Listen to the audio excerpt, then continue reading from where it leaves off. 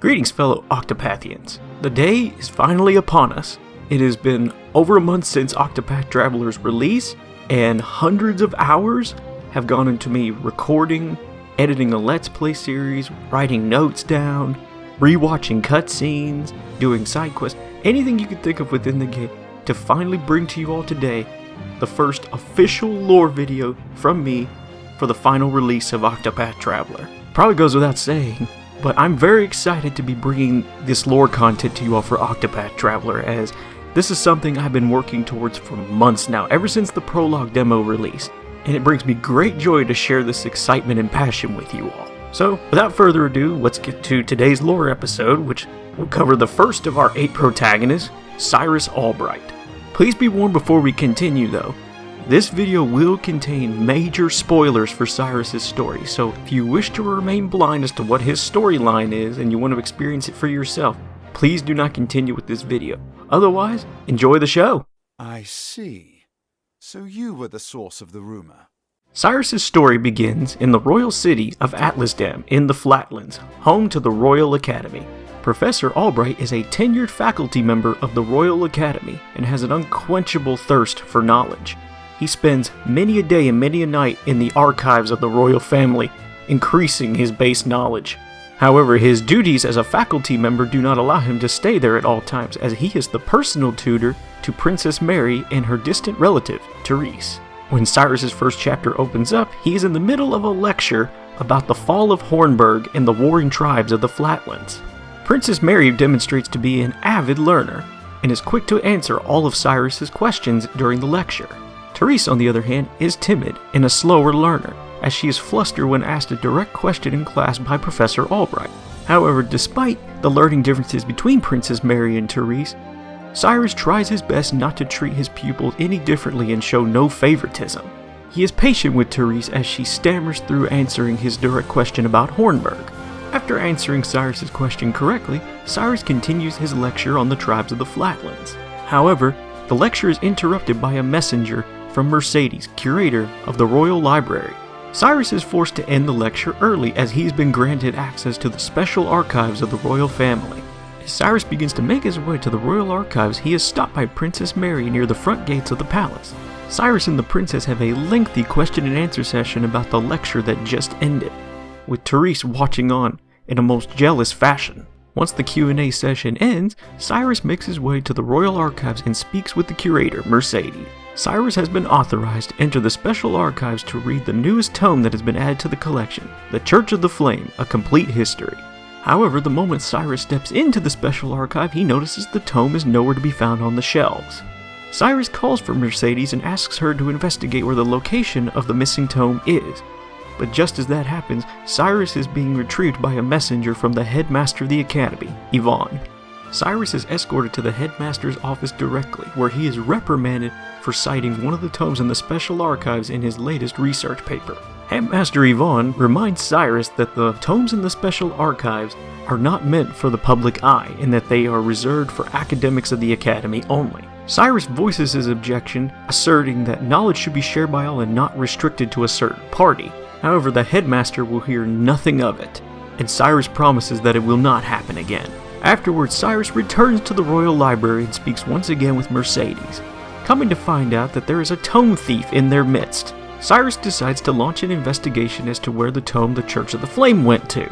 Cyrus scrutinizes the testimony of various witnesses within the area. Cyrus comes to the conclusion that the tome thief in question is a scholar named Russell, who has amassed a massive gambling debt and has been selling the tomes of the special archives to pay off his debts. Finding the selling of knowledge to be abhorrent, Cyrus launches a one-man raid into Russell's subterranean study. At the back of the cave, Cyrus confronts Russell about the theft of the tome. Through clever wordplay, Cyrus gets Russell to admit that he stole it, and enrages him into attacking Cyrus. However, Cyrus quickly proves that Russell's sorcery is no match for Cyrus's elemental spells.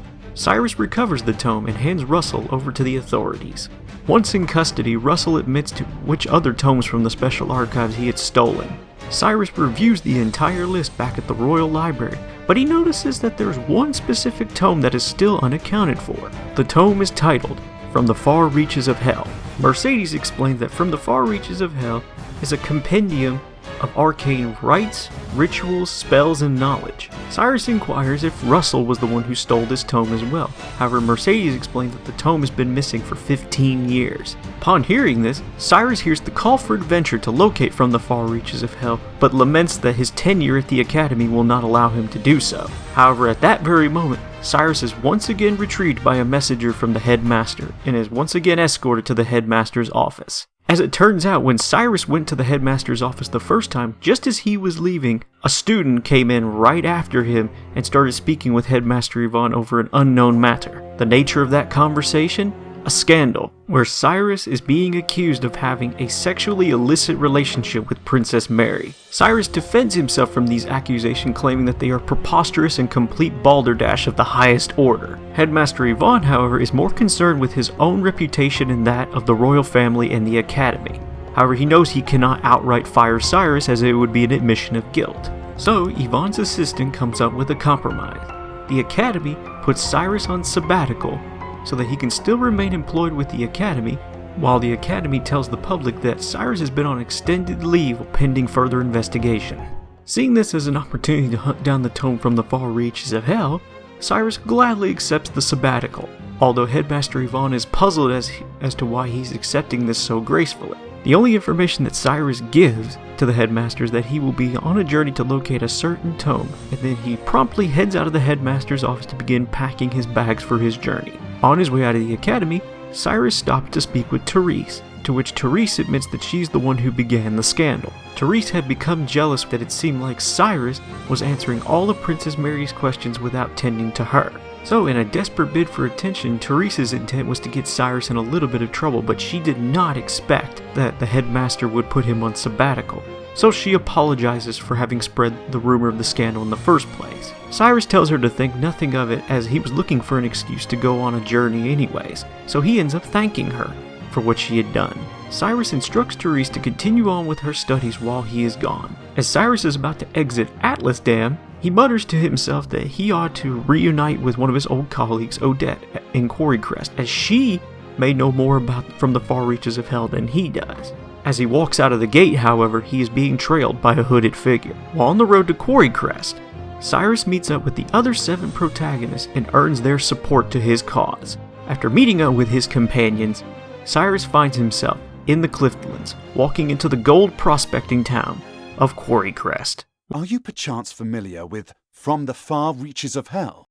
Once arriving in Quarry Crest, Cyrus meets up with Odette, who lives in the highest altitude house of the residential district. While knocking on her door, Cyrus admits to some embarrassment that she may end up laughing at him once he shares his story of how he was put on leave. Sure enough, Odette invites Cyrus into her home, upon which he tells her the entire story of how he's put on sabbatical, and she promptly laughs at his misfortune for it. Cyrus quickly shrugs off her comical jab at him, and immediately begins inquiry into what her knowledge is of From the Far Reaches of Hell. Odette responds that she does not know much more about the tome than Cyrus does, other than she is aware that the book does contain necromantic spells. She agrees to look into her research materials further to find out what she can about the tome, however she wishes to put Cyrus on a bit of an investigation in the meantime. Not wanting to turn down a good mystery, Cyrus accepts. Odette explains that within the past 6 months, 10 men and women from Quarry Crest have gone missing. In fact, their disappearances are so mysterious that it's as if they vanished into thin air. And with that bit of information, Cyrus gets to work. Cyrus gathers testimony from various citizens and comes to the conclusion that all the people who've disappeared are victims of kidnapping, and have all disappeared right behind the inn. And as it turns out, behind the inn there is a secret entrance to the sewers of Quarry Crest, so Cyrus bravely enters. Making his way to the deepest part of the Quarry Crest sewers, Cyrus is shocked to find a secret laboratory. Inside, a horrific sight.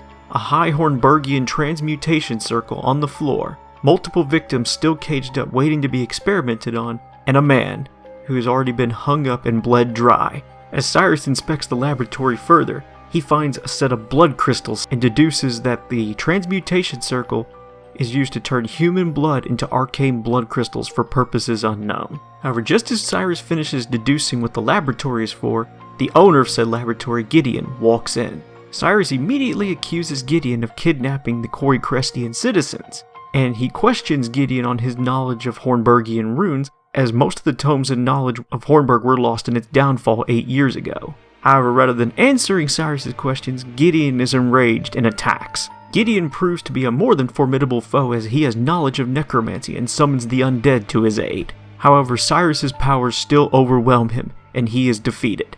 Cyrus searches his body afterwards, and finds an abridged version of From the Far Reaches of Hell, translated from High Hornburgian into modern tongue. Cyrus also finds a piece of parchment contained within the tome, a commission from an unknown entity to synthesize blood crystals and have them delivered to him personally. Cyrus frees Gideon's remaining prisoners, allowing them to return home, and he returns himself to Odette. Odette's search for information comes up with very little, but Cyrus shows her the abridged version of From the Far Reaches of Hell, and thus begins another investigation. Who commissioned the abridged version, and where was it bound?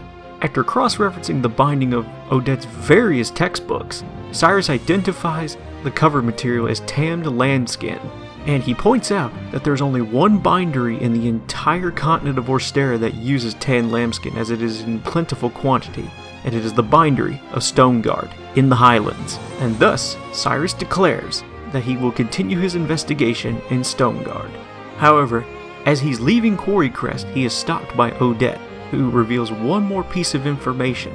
She explains the circumstances of how From the Far Reaches of Hell was stolen in the first place. She tells Cyrus that the former headmaster before Yvonne died of mysterious circumstances, and that From the Far Reaches of Hell was stolen amidst the chaos of choosing the next headmaster. Odette implies that she believes Headmaster Yvonne may have had something to do with it, but doesn't say it outright, rather it's said implicitly, and Cyrus promises that he will exercise due caution as he heads to Stoneguard. And exercise due caution he must, as the figure who trailed him out of Atlasdam once again trails him outside of Quarry Crest. However, this stranger does not go unseen, as Ulbrich has a private conversation with Cyrus as they leave, saying that they are being watched. Cyrus at first proposes confronting the stranger, but Ulbrich gives counsel against it. Ulbrich advises that they let the stranger trail them a bit longer and give the impression that they remain unseen. Given enough time, he believes that they will be able to figure out what the stranger's intention is and whose allegiance they're with. Cyrus follows Ulbrich's counsel and they continue on to Stoneguard. Ah, Professor Albright. I apologize for this little ruse. Upon arriving in Stoneguard, Cyrus proposes immediately visiting the bindery and asking the employees questions about who could have translated the original From the Far Reaches of Hell into the abridged version. However, while on the way to the bindery, Ulbrich once again stops Cyrus and reminds them that they're still being trailed. Speaking to one of the younger bindery employees, Cyrus gains information that there is a translator living in Stoneguard named Dominic, so Cyrus decides to pay him a visit. Cyrus finds Dominic's house and attempts to knock on the door to get his attention, but Dominic just screams for him to go away. Undeterred, Cyrus decides to start getting testimony from people in Stoneguard about Dominic's life. Cyrus learns that 15 years ago, Dominic's daughter fell ill, and he was given a specific commission to translate a certain tome in exchange for a massive payment that he could afford a medication for his ailing daughter. When Cyrus confronts Dominic outside of his house with this information, Dominic is forced to invite Cyrus in. During their conversation, Dominic admits that he did translate the original From the Far Reaches of Hell into that abridged version that Cyrus now possessed. However, Dominic admits that the whole gesture was entirely pointless, as the medication he was able to afford failed to save his daughter's life. Ever since then, Dominic has secluded himself from the outside world as a sort of penance for translating the accursed tome and for letting his daughter die. However, Cyrus convinces him that a better penance for his sins would be to tell him who's the one who commissioned the translation in the first place. Dominic concedes and admits that it was Headmaster Yvonne who brought the original tome to him for translation. Aghast that the headmaster would do such a thing, and would even steal the tome in the first place, Cyrus is left to ponder what his next move might be. However, once outside of Dominic's house, Cyrus notices that the stranger is watching from atop the stairs nearby. Cyrus grows tired of the charade of pretending like the stranger isn't there, so Cyrus calls out the hooded figure. The stranger removes her cloak, and she is revealed to be Headmaster Yvonne's assistant. The assistant formally introduces herself by her own name, Lucia, and she admits to Cyrus that Yvonne is the thief that stole from the Far Reaches of Hell years ago. She's been following Cyrus around hoping that he would discover the truth, and she asks for his aid in bringing Yvonne to justice as she believes that he is plotting something unsavory with the tome. Cyrus gladly accepts Lucia's aid, and she gives him information that Yvonne's birthplace is Stoneguard and that they should visit his family's manor in the north end of town. Cyrus and Lucia head for Yvonne's manor. However, Cyrus is very swiftly pushed into a pitfall trap within the front door of Yvonne's manor.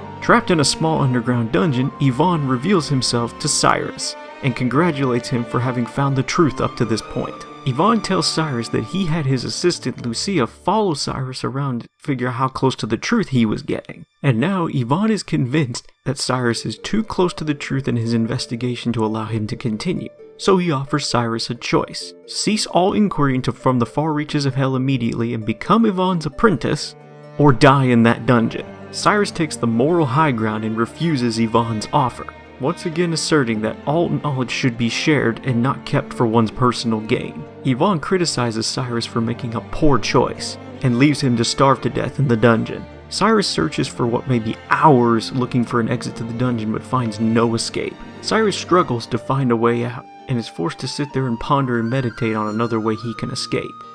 But he is surprised when all of a sudden he hears the voice of Therese coming from above. Therese throws down a rope to allow Cyrus to climb out of the dungeon, but as he's climbing out, Therese is grabbed by Yvonne and he disappears with her, while making a threat to Cyrus that if he continues to pursue them, Therese's life will be forfeit.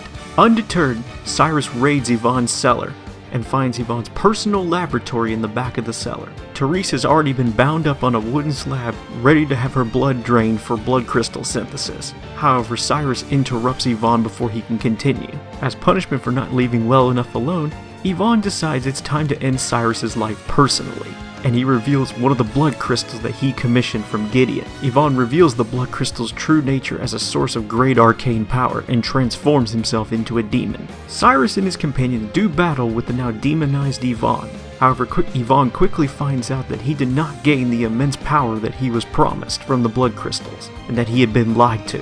Yvonne disintegrates upon death as with any other monster in Orstera, and Cyrus proceeds to free Therese from her bonds. Cyrus promptly searches around for the original copy of From the Far Reaches of Hell but finds nothing, and also discovers that Lucia has mysteriously disappeared. However, he has far greater problems on his hands at the moment. In a nearby home, Cyrus nurses Therese back to health and makes her conscious again. Cyrus inquires upon Therese if she heard Yvonne say anything about where he might be going next or what his plans are. All Therese can remember is that Yvonne mentions the town of Dusk Barrow in the woodlands. Therese implores Cyrus not to go to Dusk Barrow, as his life may become endangered again.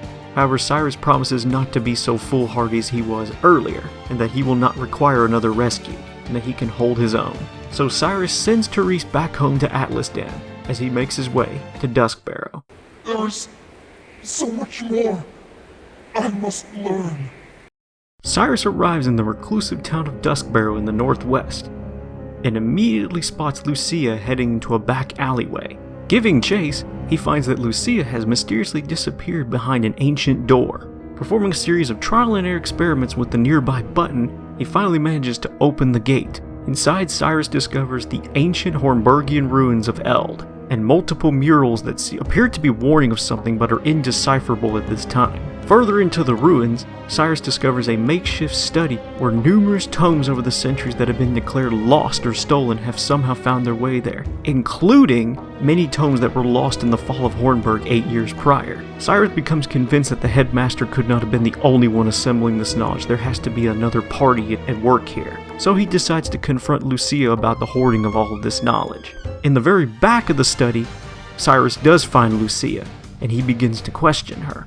Lucia admits to be the one pulling the strings behind Headmaster Yvonne, and that her utmost priority is the acquisition of knowledge, but mostly for herself, and one of her major prizes was From the Far Reaches of Hell from 15 years prior. However, she admits that Yvonne lacked the dedication and devotion for her purposes, and she feels Cyrus worthy of her cause, so she tries to extend a hand in partnership to him, to which he swiftly refuses. Annoyed by Cyrus's uncooperativeness, Lucia decides to punish him for his indiscretion, and presents to him a perfected blood crystal. Lucia explains that the blood crystal is perfect in every way and she can extract its full power, and this is the perfect time to perform an empirical analysis. Thus, she uses the crystal on herself to transform herself into a perfect demon from hell.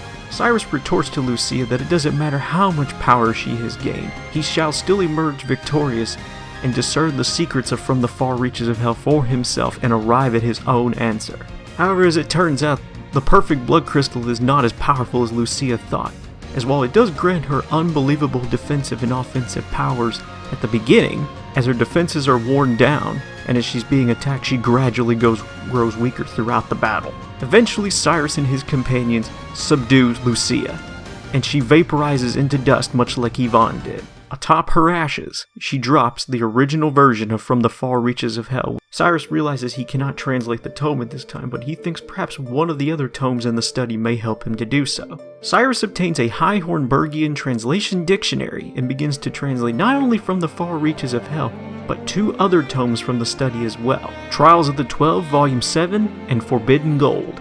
Trials of the 12 talks about how the 12 gods of Orstera locked away a dark power at the edge of the world, while Forbidden Gold compares the dark power to a golden fruit, where it's much like the Apple of Eden, where it's highly sought after and tempting, but contains dark consequences. And finally, From the Far Reaches of Hell contains an arcane right to free that dark power from its bonds and unleash it upon the world once more. With these resources in hand, Cyrus revisits earlier murals in the ruins of Eld and begins to decipher the High Hornburgian runes on the walls. The same 3 words are repeated almost infinitely on the mural: death, doom, destruction. The mural also depicts what appears to be a great monster in a gate. The Hornburgians made the mural as a warning to anybody who would dare release this dark power upon the world. After inspecting the mural, Cyrus contemplates destroying From the Far Reaches of Hell and preventing another evil soul from using it for nefarious purposes. However, Cyrus decides against it, as he remembers that knowledge can be used for both good or evil, and it just depends on the wielder of said knowledge. So he returns home to Atlasdam to begin his many nights of work translating the entire tome. While translating the tome, Cyrus has taken a particular interest in the gate shown at the mural of the ruins of Eld. He tries to find any further mention in From the Far Reaches of Hell and other textbooks on folklore in the Royal Library to see what the gate is, but he fails to find anything. However, his research time is interrupted by Therese, who reminds him that he is supposed to be teaching a lecture at the current moment. Cyrus puts his research materials down and follows Therese to the classroom, where he begins teaching to a much larger class of prospective students that Cyrus one day hopes will become his peers. And it is here that Cyrus's story comes to an end. But what of the gate on the mural, the mysterious dark force that was sealed away by the 12 gods, and the warnings of death, doom, and destruction that the Hornburgians wrote on the walls of ruins of Eld? Well, that is a story for another time. And with that, that brings the first lore video for this channel since Octopath Traveler's release to an end. And I plan on doing similar videos such as this for the other protagonists, other side characters, and other topics as well. There'll be much more to come. And if you're still here right now, thank you for staying until the end. And since I have you here, I want to take a brief moment to talk about Patreon real quick. A few weeks ago, I opened up a Patreon page so that any of my current fans or any prospective fans of this channel could support me monetarily. Now, if you're just a normal viewer of my videos, Patreon's completely voluntary. I mean, watching the videos all the way through, liking, subscribing, sharing with your friends, engaging in the comment section, that's perfectly fine for you. But if you're one of those people that feels strongly about directly supporting the channel monetarily, I invite you to head on over to patreon.com/LordBojacx and become a patron today. Any help from my community would be greatly appreciated, and I would love nothing more than to turn this YouTube channel into something that I can make a living off of and have a decent lifestyle off of. And it can happen with your help. So consider becoming a patron today. And with that, I think I have taken up enough of your all's time. If you hung in to the end, thank you so much for doing so. If you haven't already, subscribe to the channel so you don't miss any Let's Play videos or lore videos that are up and coming. If you like the video, make sure you hit the like button. Comment if you feel so willing. And if you dislike the video, show it to your enemies. I'm sure they'll enjoy it. And with that, I'll leave things here. Thank you all so much for watching. I'll see you all next time.